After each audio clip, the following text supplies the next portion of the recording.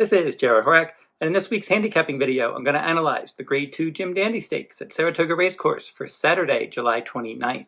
Now, if you're interested in reading all of my handicapping articles at todaysracingdigest.com, head on over to that website, and I will provide a link in the description in this video to all of my handicapping articles. I've been covering a bunch of articles at Saratoga. Earlier in the meet, I had trainers to watch, jockeys and horses to watch.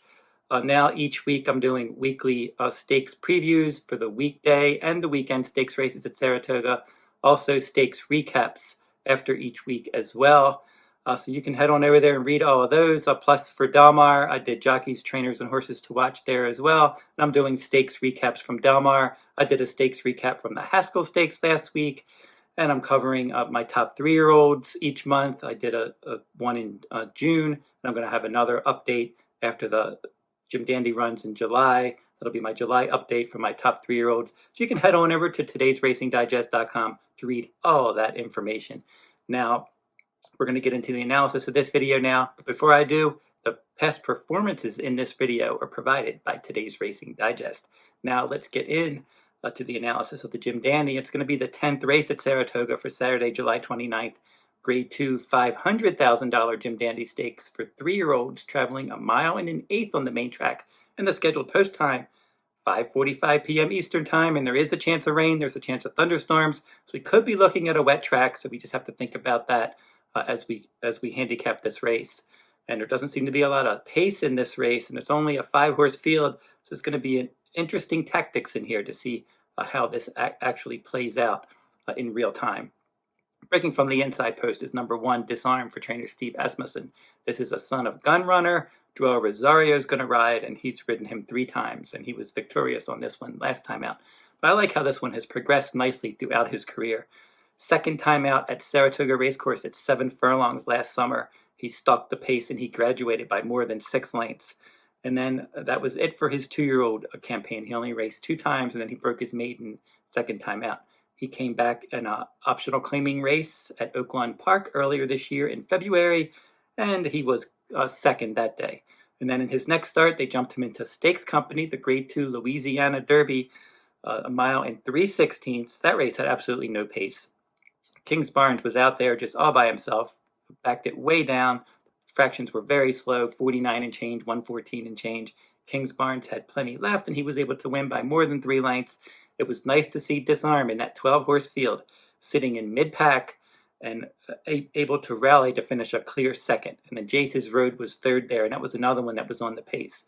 So there wasn't a lot of pace going on, wasn't a lot of closing going on, but Disarm was able to close and finish second. But the problem was they didn't think he had enough Kentucky Derby points, and they wanted to run him again to get him in the Kentucky Derby.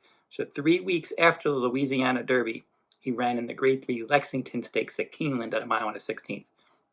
He needed to finish in the top 3, and he was able to get third. Now, first mission was the impressive winner that day over highly regarded Bob Baffert trainee, American Lion. American Lion was clearly second best, and Disarm chugged away from off the pace, and he finished third. Again, that race did not have a lot of pace. It was a 10-horse field, and he ran a decent race, finishing third there.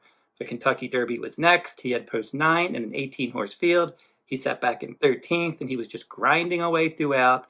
A decent inside trip, and he ended up finishing 4th there under Jarrod Rosario at 27-1 odds. Now, he had a lot of races in a short time there. He ran in that Louisiana Derby, and then 3 weeks later, he ran in the Lexington. 3 weeks later, he ran in the Kentucky Derby. So then they did not want to run him in the Preakness or the Belmont because he had done so much in a short time. They gave him 5 weeks between starts, and he came back in the Grade 3 Matt Winn Stakes at 1 1/8 on a wet track at Ellis Park. That was on June 11th. And that day, Verifying and Bo Cruz were up on the pace, and Disarm was stalking. He was setting a decent stalking trip there. He had post 2, he was stalking inside, he moved out in the stretch, and he ran down Verifying, and he won that one by a half length. Verifying came back and won a stakes race in his next start. So Disarm, that was a good effort there, and look at his speed figures and the way he's progressing.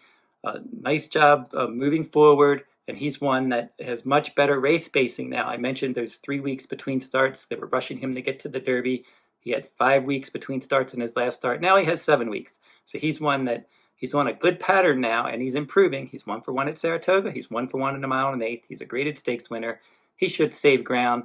He's just going to have to sit the kind of trip that he did last time if he expects to succeed, because there doesn't seem to be a lot of pace, and he's going to want to be within striking range throughout.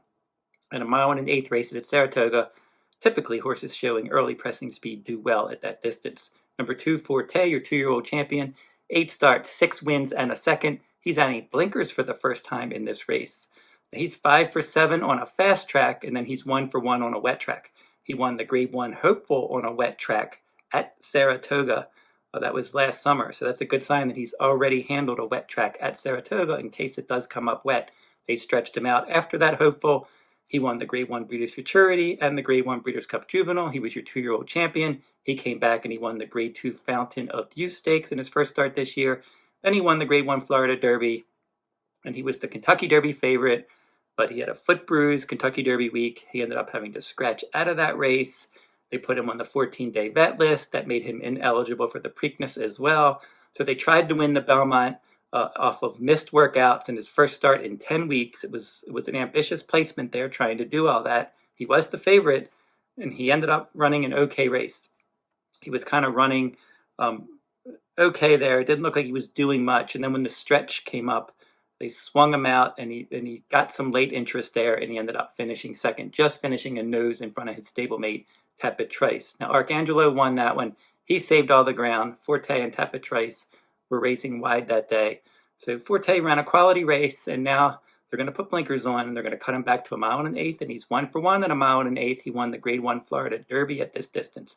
Irad Ortiz Jr. is going to ride back, and we'll see if the blinkers can get him maybe a little bit involved earlier. Maybe that's what they're looking to do. He's won at Saratoga before. There's a lot to like about this one, but he's not going to offer a lot of value. And now he still has to prove exactly where he fits in this 3-year-old group, because he was obviously the best 2-year-old in the country last year, and he was good earlier this year. He defeated Kentucky Derby winner Mage in back-to-back starts in the Fountain of Youth and Florida Derby. And then the Belmont, he ran okay there. That was his first start in 10 weeks. And now they're really pointing to the Travers. That's the race they really want to win with him, but they wouldn't mind winning this one, obviously. Hit Show is the next one for trainer Brad Cox, and now we're getting into the Brad Cox trainees, because the last 3 horses in this race, Hit Show, Saudi Crown, Angel of Empire, all trained by Brad Cox. Hit Show is one that has some tactical speed, and I like how they have different running styles. Now, Hit Show likes to show some good tactical speed. Saudi Crown, a front runner, and then Angel of Empire, and off the pace type. So Brad Cox seems to have this one covered with horses with different running styles.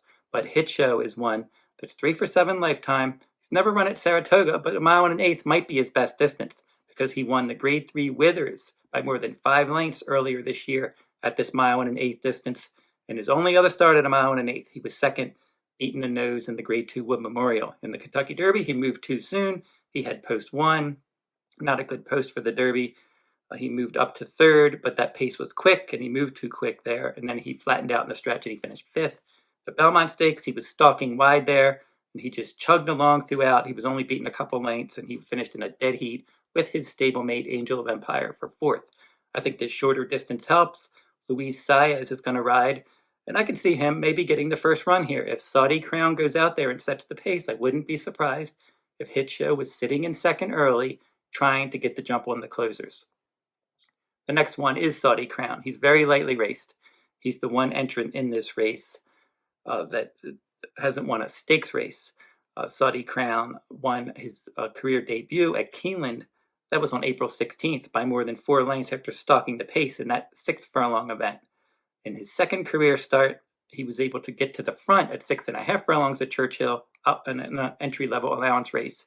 He was the favorite, and he was able to win that race nicely by a bit less than 2 lengths. A 1-turn mile in the Grade 3 Dwyer last time out. Only a 6-horse field, and he was setting the pace, and the pace was lively. 22 and change, 44 and change. And he got hooked up into a battle with Fort Bragg, and they just battled throughout. And he did lose Lasix that day, and he lost that race by a nose. It was just a tough beat, and it was more than 11 lengths back to the show finisher. So Fort Bragg and Saudi Crown dominated that one. Now he's going to stretch out to 2 turns, possibly as the controlling speed. But he does have to avoid a bounce in here, because that was a grueling effort last time out. He got in a prolonged battle with Fort Bragg, and they were going quick, and we'll have to see if he can bounce out of that race, stretch out the 2 turns, and try to control the pace in here under Florent Giroux. Angel of Empire, he rounds out the field in here. This is a son of Classic Empire, and he's 4 for 8 lifetime. The big thing with him, if you like this horse, he's 2 for 2 at 1 1/8 miles. He won the Risen Star Stakes at this distance when he stretched out to 1 1/8 miles for the first time, and then his second start at 1 1/8 miles, the Grade 1 Arkansas Derby, he powered away and won that one. That Arkansas Derby was under Flavien Prat. That was the first time he rode, and then he rode him back in the Kentucky Derby. Post 12 in a 16-horse field. He got plenty of pace help. He was rallying. He finished third, beating a length and a half. And then in his next start, the Belmont Stakes, post 8, they put blinkers on. He was stalking wide. He finished an even 4th and then finished in a dead heat for 4th. So Angel of Empire, he's going to need some pace help in here. From the outside post, I can't see how he just doesn't end up stalking wide. And I don't know if he's going to be able to overcome a wide stalking trip, beating this group, because with not a lot of speed, you're going to have a compact group, and he can end up being the one that stuck out, losing more ground than the rest of the field. I do like his 2 for 2 record at this distance. So any horse is capable of winning this race. We have Angel of Empire, 2 for 2 in graded stakes races at 1 1/8 miles. Saudi Crown could be the controlling speed. Hit Show, he's a graded winner at 1 1/8 miles with some positional speed. Forte, 4-time Grade 1 winner. Obviously, he's a Grade 1 winner at 1 1/8 miles. And then you have Disarm, also a graded stakes winner at 1 1/8 miles. And horses that are proven on a wet track, Disarm and Forte, both of those horses have won graded races on a wet track in case it does come up wet. And then Angel of Empire is the other horse that won on a wet track, August of 2022. He won on a wet track in his maiden race. Many ways you can go in this race, but I'm going to go with Disarm as my top choice in here. I think he's going to offer value. I can see him saving ground, stalking the pace, kind of just like he did in the Matt Winn. If he can duplicate that Matt Winn, run a little bit faster in this race, I think he can get the job done. He's one, I think, that still has upside. I like how his speed ratings have been improving, and I like that effort last time out, and I like how he didn't have good race spacing when they were trying to rush him into the Derby.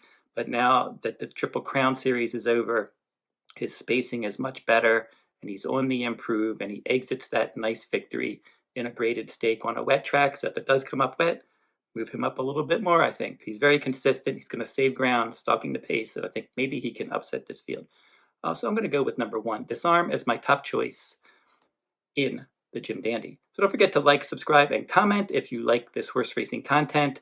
And that's it for this week's Saratoga Stakes race. For today's Racing Digest, I'll be back next week, and I'll be doing more stakes races at Saratoga. So until I see you next time, good luck at the races.